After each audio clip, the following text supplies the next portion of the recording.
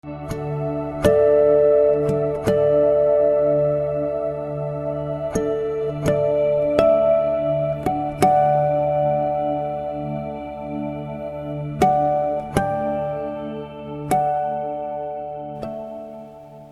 el Señor nos guarde y nos bendiga. En esta hora en que el mundo entero recuerda y otros celebran la Semana Santa, el periodo magnífico en que Dios revela su amor a los hombres, usando a Cristo como sustituto del pecador y siendo Él el sacrificio perfecto que nos reconcilia con Dios.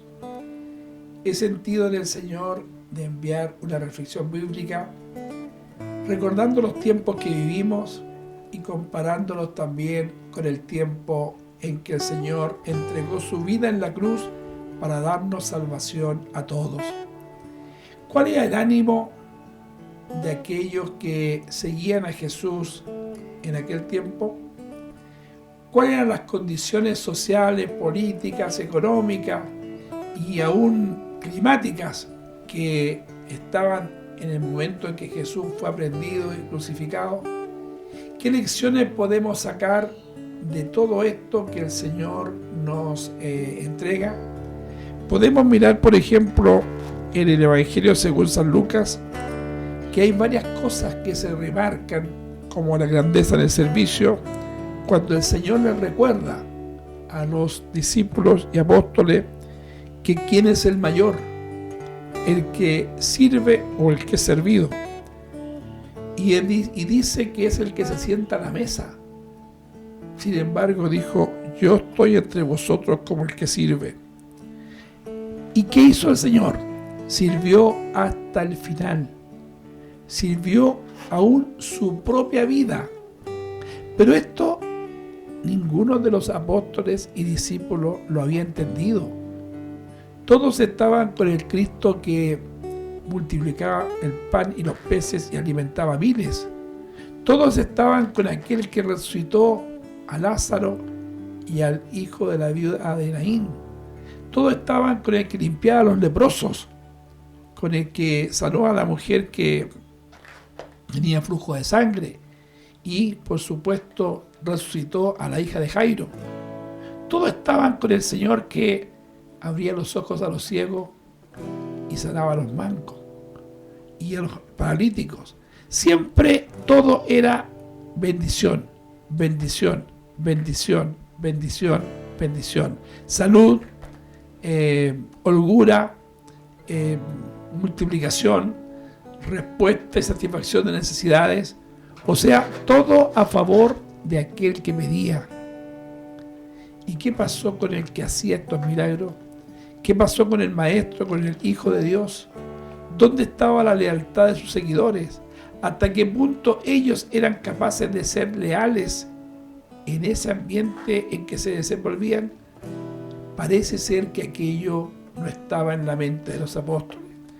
Encontramos a un Felipe y a un Tomás que discuten lo que dice el Maestro, que dudan de lo que Él dice, que no creen, aunque andaban con Él y parecía que creían con Él, y fueron testigos de los milagros de Él, y aún más recordaban que cuando los mandó fueron revestidos de poder para echar aún fuera demonios, y llegaron pero muy contentos de aquello. Pero no habían entendido el mensaje y no habían entendido ninguno de ellos que Cristo había de morir, no solo por la nación, sino que por toda la humanidad. Por tanto, ellos estaban en el día a día, como muchas veces estamos nosotros en el día a día con respecto a la iglesia, viviendo con comodidad el día que se nos da, pero ignorando lo que viene. Y aquí es importante que tengamos claro qué pasó. Ahí en el Evangelio según San Lucas, capítulo 22, habla el Señor de esta grandeza del servicio en que Él sirve a los apóstoles. Y luego anuncia la negación de Pedro. Negación que Pedro dice que no va a suceder, pero que Él sí la advirtió. Donde les dice que no se preocupen de las cosas que tienen que tener, porque el Señor proveerá. Y donde ora en Getsemaní y es arrestado, donde es traicionado por Judas y es entregado y arrestado, donde efectivamente en el patio de la casa del sumo sacerdote, Pedro, uno de sus hombres más leales, lo niega 3 veces antes que el gallo cante, donde después el Señor es escarnecido, azotado, afrentado, donde lo llevan al concilio para que testifique y, bueno, al decirle la verdad, simplemente lo mandaron crucificar. ¿Qué pasó? Lo llevaron ante Pilatos y ante Pilatos él mantuvo su dignidad como hijo de Dios y no accedió a lo que Pilatos le pedía o le contestara, pero sí reconoció que era el hijo de Dios. Luego, ante Herodes quería conocer a Jesús, quería verle hacer un milagro, como la gente por televisión o en los teatros antiguamente querían ver cómo los magos hacían algún truco, alguna cosa que fuera especial, pero como para divertirse, como para conocer a alguien portentoso. Pero Jesús no estaba para el teatro de Herodes y no le contestó palabra. Bueno, luego Jesús es sentenciado a muerte y lo demás usted lo conoce. Usted lo conoce. Vino el terrible desánimo de la iglesia. Vino el problema que tuvieron los caminantes a Emaús. Vino el desconsuelo de las mujeres, de María Magdalena y las demás, porque el maestro había muerto. O sea, había algo que no podían entender. Como si él era el Hijo de Dios, si hizo tantos milagros, ¿cómo pudo ser objeto de tanta vindicación, de tanto sufrimiento, de tanto azote, de tanta injuria, de tanta calumnia y de tanta injusticia? ¿Cómo es posible? Si era el Hijo de Dios. Entonces ya del Hijo de Dios fue rebajado como un profeta, porque a los profetas los mataron. Y a Jesús también lo iban a matar. Y vemos ahí que la iglesia se desanima. Claro, se desanima tremendamente. Unos se van a pescar y al volver encuentran que está Jesús allí esperándolos y esperándolos con pescado asado y miel. Hay una serie de contactos cuando el Señor habla con Pedro y le encarga a su iglesia. Hay muchas cosas. Este periodo de Semana Santa es muy rico y yo, más que hablar, le estoy reseñando pasajes importantes de toda esta circunstancia. El Señor es condenado y es condenado a muerte de cruz y tiene que llevar su cruz y le ayuda al Cireneo, pero va todo el camino de acuerdo a la usanza romana, azotándole, escarneciéndole. Bueno, lo demás usted lo sabe. Fue crucificado entre 2 ladrones, fue quitado de juicio, su juicio fue injusto, a tal punto de que la gente dice, se lava las manos como Pilatos, porque Pilatos se lavó las manos para decir, soy libre de la sangre de este hombre porque ustedes están pidiendo su muerte. Fue canjeado por un ladrón, un homicida, un delincuente. El pueblo judío, el pueblo de Jerusalén, prefirió un delincuente al Rey de vida. Y aún estando en la cruz crucificado, vinieron los principales sacerdotes con mucha gente, con una turba a injuriar al Salvador. A otro salvó, él mismo no se puede salvar. Descienda de la cruz ahora, para que creamos en él. Y mire lo que pasó con los 2 ladrones entre los cuales fue crucificado. Fue canjeado por un ladrón, Barrabás, y fue crucificado entre 2 ladrones cuyos nombres desconocemos. Pero aún allí se ve la realidad de la vida, la realidad del Evangelio y la realidad del mundo. La realidad del mundo está en aquel hombre que le dice, bueno, si tú eres Cristo, baja y sálvanos también a nosotros. O sea, desciende de la cruz y baja y también sálvanos a nosotros. Y el otro le responde, y ni aún tú temes a Dios estando en esta misma condenación. Y reconoce, ciertamente nosotros recibimos lo que merecieron los hechos, mas este justo que mal hizo. O sea, primero se reconoce, fíjese lo que siempre se pide de las personas cuando se convierten. Reconoció que Jesús era justo, el Salvador, y reconoció que él era pecador. Nosotros recibimos lo que merecieron nuestros hechos, mas este justo ningún mal hizo. Y luego deja de hablar con el otro ladrón y se vuelve a Jesús y le dice, acuérdate de mí cuando vengas en tu reino. Acuérdate de mí. Eso es fe, ¿no? ¿Qué le dijo Jesús? ¿Hiciste esto? ¿Cumpliste con esto otro? No. Dijo, hoy estarás conmigo en el paraíso. Esa tarde murió Jesús y esa tarde también murieron los delincuentes. Mientras uno fue al infierno, aquel que creyó acompañó a Jesús al paraíso de Dios. Entonces todas estas cosas que son tan lindas y que tienen una profundidad inmensa son temas suficientes, cada una de ellas, para que hoy día, hoy, viernes o el sábado o el domingo, se predique en nuestra iglesia no a un Cristo moderno, no a un Cristo muy como cambiado, ¿no? Como reseteado, como modificado para que esté de acuerdo a las corrientes políticas, sociales y sociológicas y filosóficas de hoy, sino que se predique al mismo Cristo, a ese que a usted le salvó y a mí me salvó. Porque hay una diferencia entre los que leen la Biblia y los que creemos la Biblia. Hay una diferencia entre los que conocemos a Dios y los que han escuchado hablar de Él. Hay una diferencia entre aquellos que por misericordia del Señor hemos nacido de nuevo y aquellos que aún naciendo en la iglesia nunca se han encontrado con el Señor. Nosotros no estamos hablando de un Cristo histórico, no estamos hablando de un Cristo de película, no. Estamos hablando del Cristo real, de ese que cambió a la humanidad, de ese que cambió la referencia de la historia en un antes de Cristo y un después de Cristo. Claro, hay otros que hablan de era común, pero eso es porque no quieren reconocer a Cristo, ¿no? Pero el mundo entero reconoce antes de Cristo y después de Cristo. Ahora bien, ¿qué pasó? Cristo murió y fue sepultado, pero al tercer día resucitó y hoy está a la diestra de Dios Padre.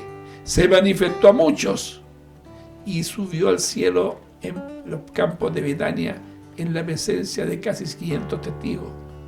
Entonces el Cristo nuestro no está en la tumba de Cristo está vacía, porque Cristo vive y nosotros por Él vivimos, porque un día, en diferentes etapas de la vida, en diferentes lugares, en diferentes circunstancias, algunos en completa paz y otros en una cárcel, en un hospital, en un manicomio, en una calle, en diferentes cosas, en un trabajo, en sus casas, en un templo, por supuesto, recibieron al Señor como Señor y Salvador de sus vidas. Y desde ese instante somos felices. Desde ese instante Cristo cambió nuestras vidas y la de nuestra familia.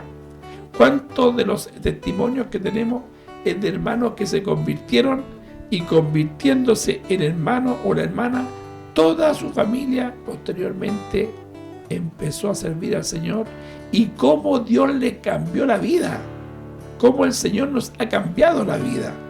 Entonces, hijos que están escuchando, hermanos, hermanas, pastores, pastoras, jóvenes, señoritas, niños, niñitas, nosotros somos herederos de un evangelio de poder, de un evangelio de virtud, de un evangelio poderoso en palabras y en obras, porque con Cristo aún los muertos resucitan, los enfermos son sanados, los pobres son bendecidos, y aquel que tiene dificultades, el Señor se las arregla, porque Dios tiene poder y Cristo es Dios y tiene todo poder. Así que en esta hora queremos pedirle a usted que se tome el tiempo, lea los 4 evangelios en los que aparece toda la parte del sufrimiento y crucifixión, sepultación y resurrección del Señor. Mire, algo anecdótico, pero este tiempo en que normalmente se celebra la Semana Santa de acuerdo al calendario judío, entre marzo y abril, es cuando termina el otoño y empieza el invierno en Jerusalén. Por eso es que cuando Pedro entró al patio de la casa del sumo sacerdote, se juntó con los siervos que tenía él, con los empleados que tenía, a calentarse en el fuego porque hacía mucho frío. Y allí empezó a negar a Jesús. Queda el Señor que usted y yo no neguemos al Maestro. Tenemos el ejemplo de Pedro. Él juró que jamás negaría que estaba dispuesto a dar la vida, y de hecho lo demostró. De hecho, en el Getsemaní, él sacó la espada, él se dispuso y le cortó la oreja al siervo de su sacerdote, a Malco, a quien Cristo se la pegó y lo dejó con su orejita. Pero después, cuando vino ya la fuerza de la turba, Pedro se calmó y se fue siguiéndolo, pero de lejos. Fue el único de los discípulos que lo siguió de lejos. Todos los demás arrancaron, incluido Juan, todos arrancaron a más no poder. Pero el apóstol Pedro lo siguió. Pero si yo le había dicho, antes que el gallo cante, me negarás 3 veces. Quizás, tal vez, alguno de nosotros nos haya pasado que en el camino de la vida hayamos negado al Señor. Creo que no es mi caso, pero por misericordia, Señor, hay que moverse en todos los casos. Muchos de los que están escuchando tampoco han negado al Señor, pero algunos lo han negado. No todos los discípulos negaron al Señor, solamente Pedro. Pero Pedro lo negó porque era el único que lo siguió y porque tenía peligro por su vida, porque era obvio que ahí todos querían matar a Jesús. Y si eran capaces de matar a Jesús, a él con mayor razón, temió por su vida. Pero después, cuando recibió el poder del Espíritu Santo, no tuvo nunca más miedo, porque ya sabía que el Señor estaba con él.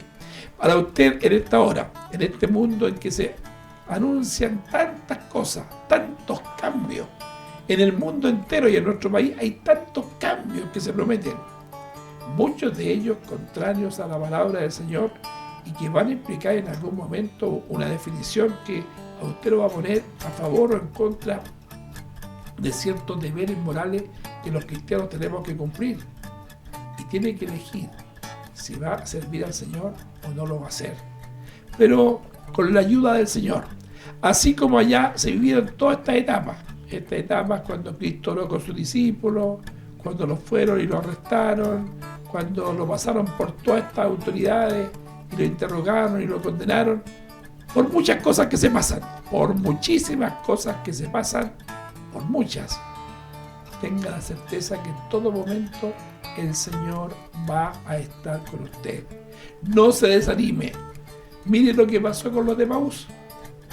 Ellos iban tan tristes comentando todo lo que había pasado y que se había perdido. Y el Señor se acercó al lado. ¿Y qué le dijo? ¿Qué pláticas son estas que lleváis? ¿Y por qué estáis tristes? Lo demás usted lo conoce. ¿Para qué se lo voy a reseñar yo? Si usted ya lo sabe, ha leído la Escritura, y si no la ha leído, léala de nuevo y vea cómo el Señor siempre está con los suyos. Llegaron a Emaús, le dijeron que entrara, él quería seguir más lejos, pero lo llevaron a la mesa y al partir el pan lo reconocieron, pero él se desapareció. ¿Y qué decía? ¿No ardía nuestro corazón cuando nos hablaba en el camino y nos abría las Escrituras? Y ni comieron, se levantaron y se volvieron a Jerusalén gozosos, porque el Maestro había estado con ellos, había estado en su casa y en su mesa. Quiera el Señor que en la casa de cada uno de nosotros y en nuestras mesas esté el Señor. Pero, terminando, ¿de qué se trata esta reflexión bíblica? De que esta semana recorramos la Escritura y miremos lo que el Señor hizo y le tomemos el peso a lo que el Señor ha realizado. Normalmente nosotros leemos un pasaje de la Escritura y si es del Evangelio, de un Evangelio. Pero yo creo que el momento amerita a que cada uno de nosotros reflexione y medite en lo que el Señor ha hecho. ¿Cuál fue su sacrificio? Que la iglesia no esperaba. La iglesia creía que todo era sanar enfermos, resucitar muertos y vamos alegrándonos porque donde había dolor, ahora hay alegría. Pero la realidad no fue así. Cristo fue arrestado, fue castigado, fue azotado, fue flagelado, fue injustamente condenado y fue crucificado y murió y fue sepultado, pero resucitó porque la muerte no lo podía sujetar, porque era y es el Hijo de Dios. Si usted quiere ver días mejores y un día estar con el Señor en el reino de los cielos, y que cuando Él venga a recoger a su iglesia, irse con Él, tiene que hoy día tomar una decisión. ¿Está con el Señor o no está con el Señor? Si está con el Señor significa llevar una forma de vida santa, pía, decorosa, respetando todo lo que este santo libro dice, todas las cosas como son y como deben ser, no como hoy día al hombre loco se le ocurre que sean, sino que como lo manda el Señor. Si usted lo hace, cuando el Señor venga, va a ir con Él. Si ha muerto, va a resucitar y va a ir a su encuentro. Si está vivo, va a volar al encuentro del Señor, porque una abrir y cerrar de ojos, su cuerpo va a cambiar y va a tener esa facilidad de ir al encuentro del Señor. A esto nos invita el Señor. No somos evangélicos de una hora, no somos evangélicos por internet, no somos evangélicos por encargo. Somos cristianos, hijos del Señor, convertidos por el Señor Jesucristo, lavados y limpiados con la sangre del Cordero y listos para proclamar su nombre. Vaya y trabaje por la obra de Dios, porque el pago es grande. Aquí en la tierra Dios bendecirá a su familia, a los suyos, y también le dará la vida eterna. Que el Señor le bendiga y que el Cristo resucitado, que no pudo retener la muerte en la tumba, Él esté en su corazón, esté en su vida, en la de su familia, esté en su casa por la fe y pueda usted, al igual que todos nosotros, ver por esta fe la gloria del Señor en nuestras vidas y en nuestros hogares. Que el Señor le bendiga, que esta palabra se haga vida en su corazón y en el mío. Alguien dirá, pero es que esto no dijo tantas cosas. Sí, es que esto es un recuerdo de lo que pasó con Cristo. Él le decía que el Hijo del Hombre tenía que ser muerto y crucificado, pero nunca lo escucharon. Se quedaron con todo lo bonito de las bendiciones, de los milagros. Como muchas veces le cuesta al cristiano y quiere las puras bendiciones y no está dispuesto a pagar el precio de las pruebas, porque el diablo se enoja y pone pruebas. Pero con la ayuda del Señor, todas esas pruebas se pueden pasar, porque el Señor es con su pueblo y el Señor es con ustedes. El Señor les bendiga, tengan lindos cultos, pero lo más importante, revisen los 4 evangelios y vean lo que el Señor ha hecho por todos y cada uno de nosotros. El Señor les bendiga a nuestros pastores y pastoras y a cada una de nuestras iglesias a través del país y también del extranjero, y el Señor haga misericordia en sus hogares y nos dé bendición y vida eterna. Para el Señor que vive, sea honra y gloria ahora y para siempre.